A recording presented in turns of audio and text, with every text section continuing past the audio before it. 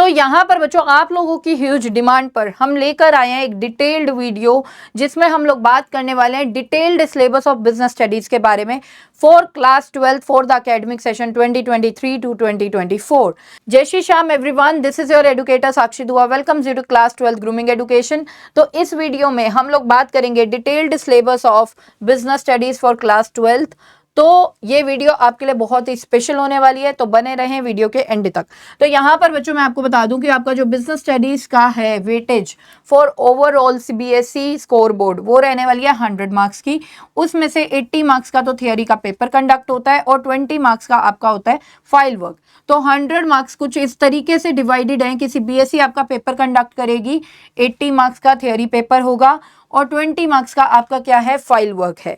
अब बात करते हैं सबसे पहले थियोरी पेपर की, जो कि आपका 80 मार्क्स का कंडक्ट किया जाएगा। ठीक है, उसके लिए आपको टाइम दिया जाएगा, राइटिंग टाइम होगा 3 आवर्स का। And apart from this writing time आपको 15 मिनट्स रीडिंग टाइम भी दिया जाएगा, जिसमें आप सारे के सारे क्वेश्चंस को गो थ्रू कर सकते हो ऑफ योर क्वेश्चन पेपर। तो ओवरऑल आपको जो टाइम दिया जाता है थियोरी के पेपर के लिए वो दिया जाता है बेटा 3 आवर्स एंड 15 मिनट्स का। तो आइए अब हम आगे बात करेंगे कि जो आपका पेपर है उसकी वेटेज, जैसे कि मैंने आपको बताई कि 80 मार्क्स का आने वाला है। ठीक है, अब उन 80 मार्क्स में कौन कौन सा कंटेंट है, तो देखिए सबसे पहले हम बात करेंगे, देखिए जो आपका थियोरी का पेपर है वो है 80 मार्क्स का। ठीक है, ये जो पेपर है बेटा वो 2 पार्ट्स में डिवाइडेड होगा, part A and part B. जैसे कि हम जानते हैं आपकी 2 बुक्स है। फर्स्ट बुक है बेटा principles and functions of management and second book है आपकी बिजनेस फाइनेंस एंड मार्केटिंग।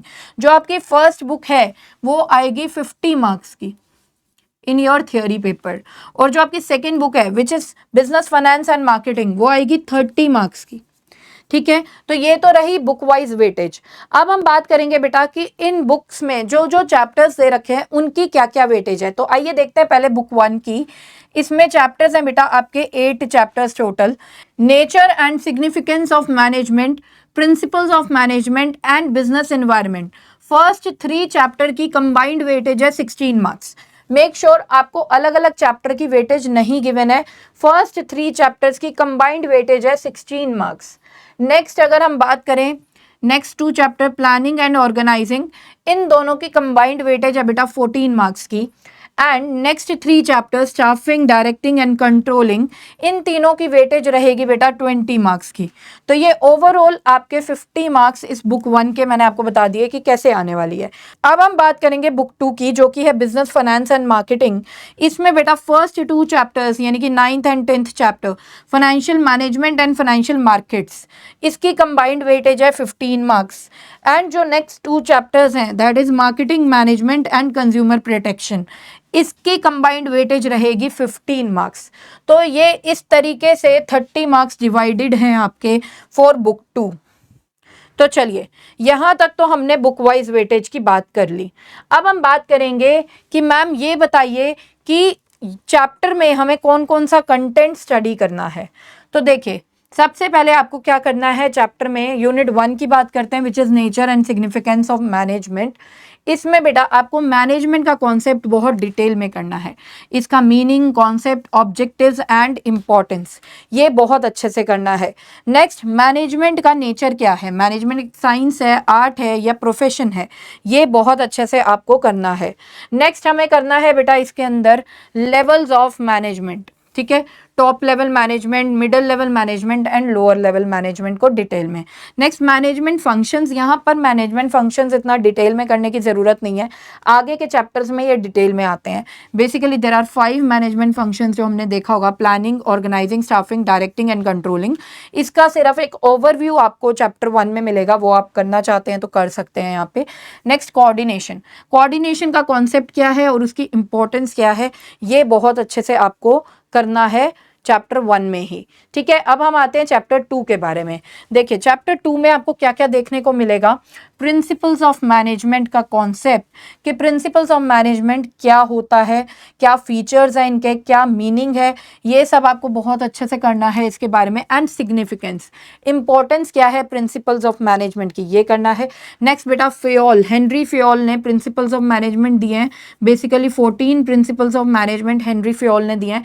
वो पूरे के पूरे 14 प्रिंसिपल्स डिटेल में मैं बोल रही हूँ कि उसके अंदर है क्या, मेरिट्स क्या है उसकी, और अगर हम उसे फॉलो नहीं करते हैं तो क्या होगा, कॉन्सिक्वेंसेज ऑफ द वायलेशन। मतलब ये 14 के 14 प्रिंसिपल काफ़ी डिटेल में आपको करने हैं। नेक्स्ट बेटा, टेलर ने साइंटिफिक प्रिंसिपल्स भी दिए थे और टेक्निक्स भी दी थी मैनेजमेंट की। वो सारे के सारे टेलर ने जो प्रिंसिपल्स दिए थे और टेक्निक्स दी थी वो आपको डिटेल में अच्छे से प्रिपेयर करनी है। नेक्स्ट अब हम बात करेंगे यूनिट 3 के बारे में of business environment. Business environment का कॉन्सेप्ट यानी कि मीनिंग, फीचर्स एंड इम्पोर्टेंस, ये बहुत अच्छे से करना है। Dimensions of business environment, dimensions बहुत ही ज़्यादा इंपॉर्टेंट है। इकोनॉमिक वाली करनी है, social, technological, political and legal. ये पांचों की पांचों डायमेंशंस काफ़ी डिटेल में आपको डिस्कस करनी है। ये पांचों के पांचों डायमेंशंस आपको काफ़ी डिटेल में प्रिपेयर करनी है। नेक्स्ट बेटा, डीमोनेटाइजेशन। डीमोनेटाइजेशन का कॉन्सेप्ट यानी कि मीनिंग एंड साथ में इसके फीचर्स बहुत अच्छे से आपको प्रिपेयर करने हैं। तो ये तो हो गई फर्स्ट 3 चैप्टर्स के बारे में जो कि 16 मार्क्स की वेटेज रखते हैं हमारे एग्जाम में। अब हम बात करेंगे यूनिट 4 की, दैट इज प्लानिंग। प्लानिंग में आपको डिटेल में इसका meaning, features, importance and limitations करनी होंगी। ठीक है, प्लानिंग प्रोसेस बहुत ही ज़्यादा इंपॉर्टेंट होता है। प्रोसेस बेटा किसी भी फंक्शन का हो, प्लानिंग का, ऑर्गेनाइजिंग का, स्टाफिंग का, डायरेक्टिंग का, कंट्रोलिंग का, सारे के सारे प्रोसेस इंपॉर्टेंट है, वो अच्छे से करने हैं। नेक्स्ट, टाइप्स ऑफ प्लान में single use plan, standing plans. ठीक है, ऑब्जेक्टिव्स क्या है, स्ट्रैटेजी क्या है, पॉलिसी क्या है, प्रोसीजर क्या है, मेथड क्या है, रूल क्या है, बजट क्या है, प्रोग्राम क्या है, ये बहुत अच्छे से आपको प्रिपेयर करना है। नेक्स्ट अब हम करेंगे यूनिट 5 की बात, विच इज ऑर्गेनाइजिंग। ऑर्गेनाइजिंग में आपको इसका कॉन्सेप्ट यानी कि मीनिंग, फीचर्स करने हैं एंड इंपॉर्टेंस करने हैं। ठीक है, next is organizing process. Organizing का प्रोसेस बहुत ज़्यादा इंपॉर्टेंट है। नेक्स्ट, स्ट्रक्चर ऑफ ऑर्गेनाइजेशन बहुत अच्छे से डिटेल में करना है। फंक्शनल स्ट्रक्चर को एंड डिविजनल स्ट्रक्चर को डिटेल में हम करेंगे। फॉर्मल एंड इनफॉर्मल ऑर्गेनाइजेशन बहुत ज़्यादा डिटेल में हमें करनी है यहाँ पर। ठीक है, next one is delegation. Delegation हम डिटेल में डिस्कस करेंगे। डेलीगेशन का कॉन्सेप्ट क्या है, एलिमेंट्स क्या है एंड इम्पॉर्टेंस क्या है। नेक्स्ट वन इज डिसेंट्रलाइजेशन का कॉन्सेप्ट एंड इम्पॉर्टेंस डिटेल में।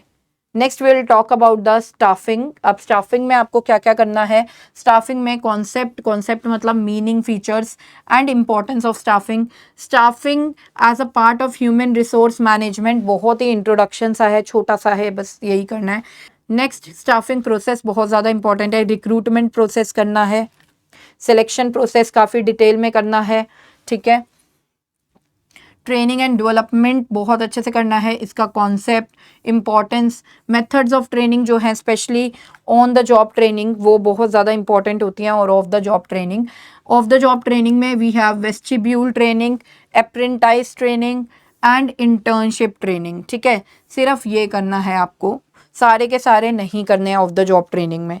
Next will talk about the directing, unit 7 directing. ठीक है, अब डायरेक्टिंग में क्या क्या करना है, कॉन्सेप्ट यानी कि मीनिंग एंड फीचर्स और importance of directing. Next, elements of directing काफ़ी डिटेल में डिस्कस करेंगे। मोटिवेशन में कॉन्सेप्ट बहुत ज़्यादा इंपॉर्टेंट है। मोटिवेशन का मतलब meaning and features. Next, Maslow's hierarchy of needs, जो मैस्लो की नीड हायरार्की थियरी है वो काफ़ी डिटेल में करनी है। Financial and non financial incentives काफ़ी डिटेल में आपको डिस्कस करने हैं। लीडरशिप में कॉन्सेप्ट इसका मतलब मीनिंग एंड फीचर्स। साथ में styles of leadership is very very important, like authoritative, democratic and laser-fair, ये बहुत अच्छे से आपको करने होंगे। नेक्स्ट, कम्युनिकेशन अच्छे से प्रिपेयर करना है बेटा। कम्युनिकेशन क्या है, कॉन्सेप्ट क्या है इसका, फॉर्मल एंड इनफॉर्मल कम्युनिकेशन क्या होता है, बैरियर्स टू इफेक्टिव कम्युनिकेशन क्या है, मतलब क्या रिस्ट्रिक्शंस आती हैं इफेक्टिव कम्युनिकेशन में, how to overcome the barriers को कैसे ओवरकम कर सकते हैं हम, तो ये सब बहुत अच्छे से आपको करना है। नेक्स्ट अब हम बात करेंगे कंट्रोलिंग की, यूनिट 8 विच इज़ कंट्रोलिंग। तो कंट्रोलिंग में कॉन्सेप्ट एंड इंपॉर्टेंस क्या है, रिलेशनशिप क्या है कंट्रोलिंग और प्लानिंग की, स्टेप्स क्या इन्वॉल्व हैं कंट्रोलिंग में, ये बहुत अच्छे से आपको करना है। तो ये तो था बेटा पार्ट ए तक। अब हम पार्ट बी के बारे में बात करेंगे, बुक 2 की बात करेंगे which is business finance and marketing. इसमें यूनिट 9 फाइनेंशियल मैनेजमेंट, इसमें क्या क्या करना है आपको, फाइनेंशियल मैनेजमेंट का कॉन्सेप्ट क्या है, रोल एंड ऑब्जेक्टिव्स क्या हैं। ठीक है, फाइनेंशियल डिसीजंस जितने भी हैं, लाइक इन्वेस्टमेंट डिसीजन है, फाइनेंसिंग डिसीजन है, डिविडेंड डिसीजन है, इनका मीनिंग एंड फैक्टर्स अफेक्टिंग बहुत ज़्यादा डिटेल में आपको डिस्कस करने हैं। फाइनेंशियल प्लानिंग क्या होता है, इसका कॉन्सेप्ट एंड इंपॉर्टेंस डिटेल में प्रिपेयर करने हैं। ठीक है, नेक्स्ट, कैपिटल स्ट्रक्चर क्या है। ठीक है। कैपिटल स्ट्रक्चर का कॉन्सेप्ट क्या है and factors affecting capital structure बहुत अच्छे से। Fixed and working capital requirement क्या होता है और factors affecting fixed capital requirement and working capital requirement काफ़ी डिटेल में हमें डिस्कस करना है। Next we have unit 10 which is financial markets. Financial markets में आपको इसका कॉन्सेप्ट करना है, मीनिंग एंड फीचर्स करने हैं, मतलब मनी मार्केट काफ़ी डिटेल में डिस्कस करनी है एंड कैपिटल मार्केट काफ़ी डिटेल में डिस्कस करनी है और कैपिटल मार्केट के टाइप्स भी, प्राइमरी एंड सेकेंडरी मार्केट, ये बहुत अच्छे से करना है। ठीक है। नेक्स्ट स्टॉक एक्सचेंज बहुत अच्छे से करना है, इस पे तो क्वेश्चन 99% इंपॉर्टेंट हो जाता है। स्टॉक एक्सचेंज फंक्शंस क्या है, स्टॉक एक्सचेंज के क्या ट्रेडिंग प्रोसीजर है स्टॉक एक्सचेंज पे, ठीक है, ये बहुत अच्छे से डिस्कस करना है आपको।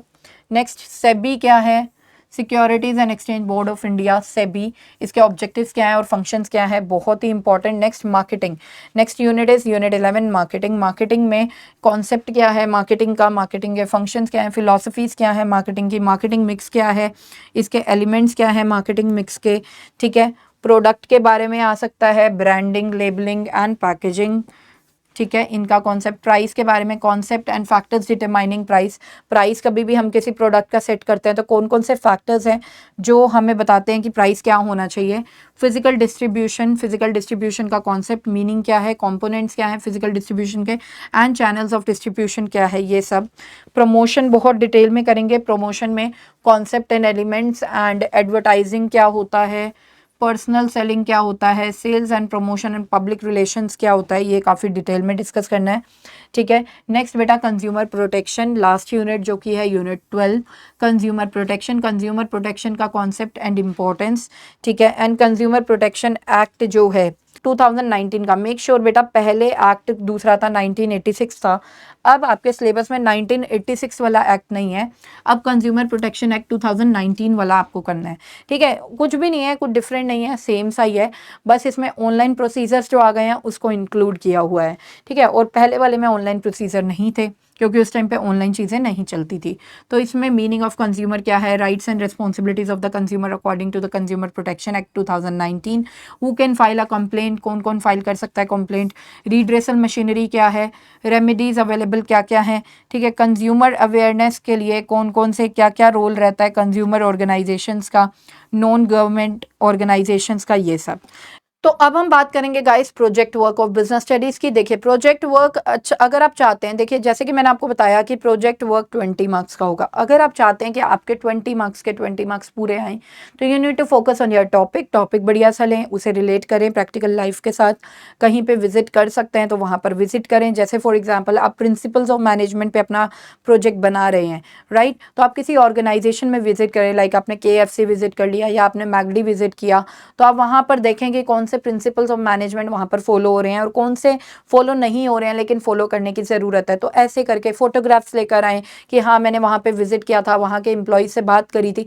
जितना रियलिस्टिक आप दिखाएंगे उतने बढ़िया मार्क्स आपको मिलते हैं प्रोजेक्ट में। दूसरी चीज़, आप फोटोग्राफ्स वगैरह ज़रूर इंक्लूड करें। कंटेंट आपका बढ़िया होना चाहिए, focus on the content. Content बहुत ही क्वालिटेटिव कंटेंट होना चाहिए, ये नहीं कि हाँ ज़्यादा से ज़्यादा लिखने पे फोकस कर रहे हैं, वो नहीं। हाँ ऐसा भी नहीं है कि बहुत कम लिखें, कम से कम 40 to 50 पेजेस का कंटेंट आपका होना चाहिए और साथ में वो जो कंटेंट है वो काफ़ी क्वालिटेटिव बढ़िया वाला कंटेंट होना चाहिए, ये नहीं कुछ भी लिख दिया। ठीक है।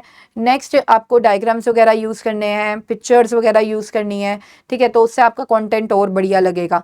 नेक्स्ट आपको बेटा लास्ट में कंक्लूजन वगैरह बहुत अच्छे से देना है, आपने ये दिखाना है आपने उस प्रोजेक्ट में क्या सीखा और आपकी प्रेजेंटेशन पे आपको फोकस करना है, that is the most important.